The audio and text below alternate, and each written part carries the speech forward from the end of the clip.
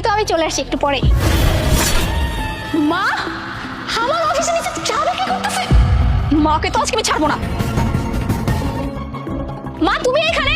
হ মা, তোর আমি কইছিলাম না যে আমি একটা অফিসের সামনে চায়ের দোকান দিছি, এটাই তো সেই জায়গা। মা এটা আমার অফিস, আর তুমি আমার অফিসের সামনে চায়ের দোকান দিছো? মুনা, এই অফিসে তুই চাকরি করস, আমি এটা কেমনে জানবো ক?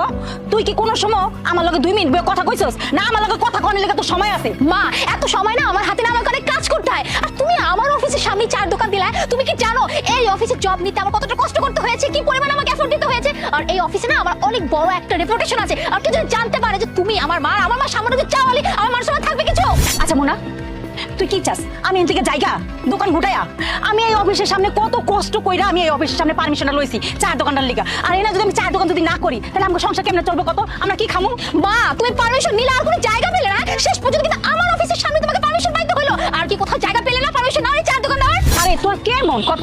হ্যাঁ, আমি এনে চায়ের দোকান করতেছি আমার সংসার চালানোর লিগা, তোর মুখে খাবার অর্ডার দেওয়ার লিগা, আর তুই হেনতে কইতাছিস যে আমি যেন এনে চায়ের দোকান না করি? না না, ইটস ওকে, আমি ব্যাপারটা সর্ট আউট করবো। মা তুমি কি করবা কি না করবা সেটা আমার দেখাবে, তবে একটা কথা আমি তোমাকে বলে দিচ্ছি, হ্যাঁ এই অফিসের প্রত্যেকটা কলিগ না আমার ব্যাপারে ভালো কিছু জানে। কেউ যদি জেনে যায় যে আমার মা সামান্য যে চাওয়ালি বা রাস্তাঘাটে চা বিক্রি করে, জাস্ট তুমি ভাবতে পারো না মা আমার রেপুটেশন কোথায় চলে যাবে। হ্যাঁ আমার জবটা কিন্তু চলে যেতে পারে, মানে তুমি আমার জবটাকে ঠিকঠাক করতে দেবে না। মুনা, তুই রাগ করিস না মা, তুই মাথা গরম করিস না, তুই ঠান্ডা মাথায় যা তোর অফিসে কাজ কর।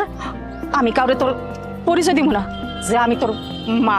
মা তুমি এখানে চায়ের দোকান দিতেছো বেশ ভালো কথা, কিন্তু একটা কথা মাথায় রাখবে, হ্যাঁ এইখানে মানে এই অফিসের কোনো কলিগ যদি জানতে পারে যে তুমি আমার মা, মানে আমার মা সামনে যে চায়ের দোকানদার, বিশ্বাস করার ব্যাপারটা কিন্তু ভালো হবে না। আল্লাহ জানে না জানি কে কে দেখে ফেলছে অলরেডি। আর একটা কথা যেটা বললাম, কান খুলে না ভালো করে মাথা ঢুকায় না, হ্যাঁ আমার অফিসে একটা মেম্বার যেন জানতে না পারে যে তুমি আমার মা, নাইলে কিন্তু আমার থেকে খারাপ আর কেউ হবে না। এখনকার পোলাপান যে কি মা বাপের পরিচয় দিতে শরম পায়। এক্সকিউজ মি, অনেকক্ষণ যাবত ওই চায়ের দোকানদারের সাথে কথা বলতেছিলেন, মানে ওনাকে আপনি চেনেন নাকি?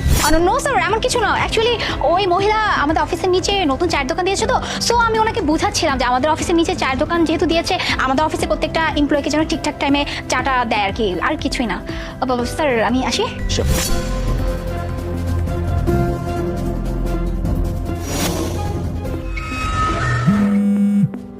হাই হাই, এটা দিয়ে আমার মায়ের ফোন, আমার মায়ের ফোনে কত ইমার্জেন্সি কল আইয়ে, আমি ফোনটা যাই অফিসে যাই দিয়ে গা।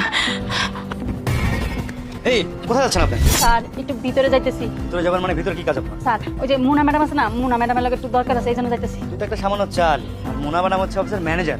মুনা ম্যাডামের সঙ্গে কি দরকার তোর? স্যার মুনা ম্যাডামে আমার চায়ের দোকানে ওনার ফোনটা ফালাই থেকে গেছে, এটা একটু দিতে যাইতেছি, একটু যাইতে দেন না? তোরে যাইতে দেবো মানে?